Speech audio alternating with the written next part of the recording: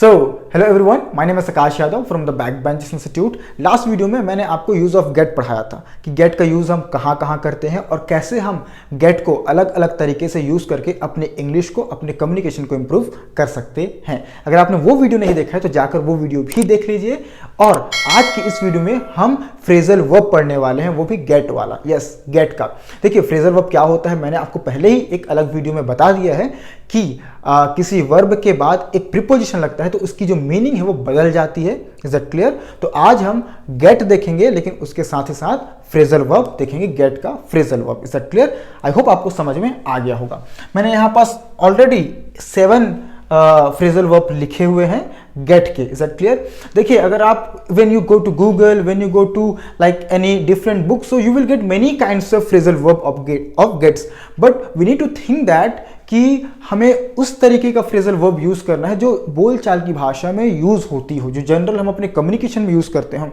तो ये 5-6 प्रकार के जो फ्रेजल वर्ब है वो अक्सर यूज होते हैं, मैंने सुना है, देखा है। So that kind of phrasal verb I am going to teach you in this video. Okay, you have to make notes also. Is that clear? चलिए, सो पहले हमने जो लिया है गेट बैक। गेट बैक मतलब होता है दोस्तों वापस आना, मतलब कि वापस आना, लौटना। इज दैट क्लियर है? लौटना। तो क्या हो जाएगा? He got back from US last night. He got back from US last night, कि कल रात को वह यूएस से वापस आया। कल रात को वह यूएस से वापस आया। तो गेट बैक का मतलब होता है वापस आना, लौटना। ओके, जैसे कि आई एम गेटिंग बैक, मैं वापस आ रहा हूं। आई एम गेटिंग बैक, मैं वापस आ रहा हूं। याद रखिएगा, गेट बैक का मतलब होता है वापस आना। Is that clear? आगे देखिए, दूसरा होता है get off. Yes, get off मतलब होता है उतरना। अब कहाँ से उतरना? जैसे कि कोई यातायात की, जैसे कोई मीन्स हो गए, जैसे कि कार, बाइक या फिर बस, ट्रेन, है ना, बोलते हैं ना उतरना। तो उसके लिए हम यूज करते हैं गेट ऑफ। जैसे कि I have to get off now, कि मुझे तुरंत उतरना है या फिर तुरंत उतरना होगा। I have to get off now. याद रखिए, जब आप गेट ऑफ सुने, OFF, तो इसका मतलब होता है उतरना। ठीक है ना? बस से, कार से, ट्रेन से।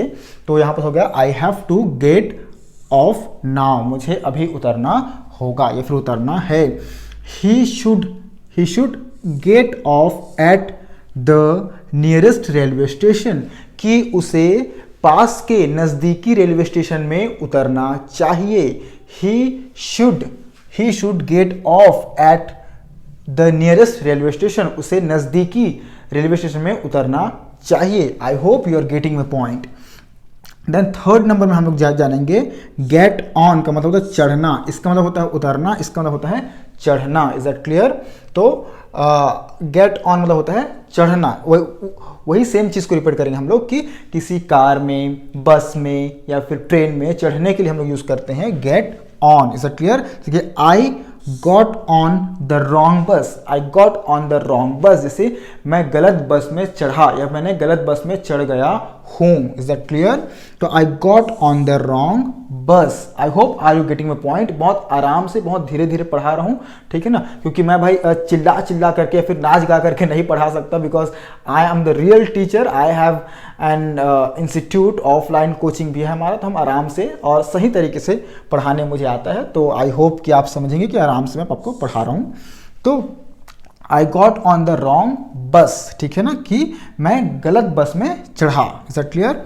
देखिए, नेक्स्ट है हमारा he is getting on the right train. वह सही गाड़ी में, वह सही ट्रेन में चढ़ रहा है। वह सही गाड़ी में, सही ट्रेन में चढ़ रहा है। Okay, then get up. Get up हम अक्सर बहुत यूज करते हैं अपने कम्युनिकेशन में, कि गेट अप का मतलब होता है उठना, सोकर उठना या फिर गिरे हुए हैं तो वहां से उठना। इज दैट क्लियर है?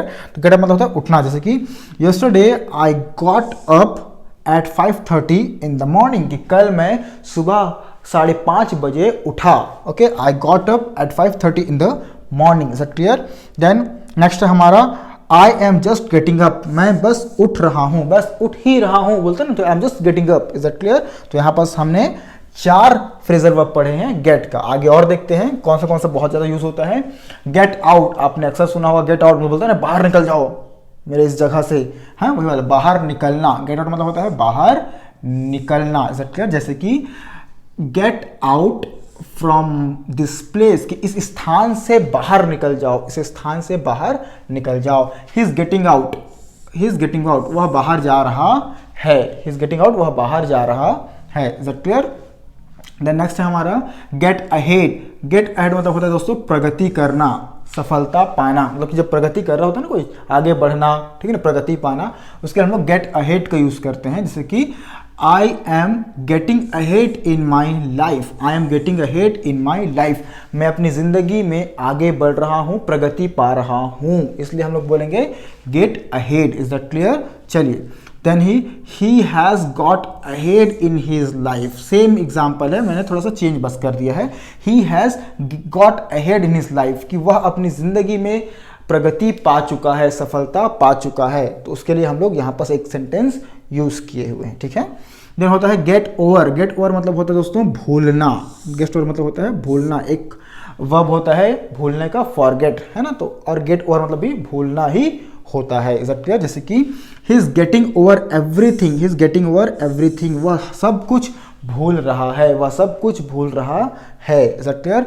Then Rohan has got over, Rohan has got over to his family. Okay, तो रोहन अपने परिवार को भूल चुका है, रोहन अपने परिवार को भूल चुका है। ओके, तो here in today's video we have learnt about phrasal verb of get। मैंने आज आपको 7 प्रकार के नए phrasal verb पढ़ाए हैं दोस्तों, ओके, get का। Is that clear? आप आराम से वीडियो 2 बार देख के 3 बार देख के समझिए, पढ़िए, बिकॉज इस तरीके के जो फ्रेजल वर्ब हैं या फिर सेंटेंसेस है इंग्लिश में बहुत ज़्यादा यूज़ करते हैं। Is that clear? अगर आप कोई इंटरव्यू देखेंगे या फिर आप कोई इंग्लिश मूवी देखेंगे हॉलीवुड की, तो आपको गेट का यूज़ बहुत बार करते हुए उसमें की जो एक्टर्स हैं वो आपको मिल जाते हैं। तो इस तरीके के सेंटेंसेस में हम अक्सर कन्फ्यूज़ होते हैं। Okay, so we have to learn about English, we have to learn about get. So many kinds of sentences are there. We have to learn, we have to improve our English speaking. So thank you so much everyone for watching this video. I hope you got my point. Thank you so much.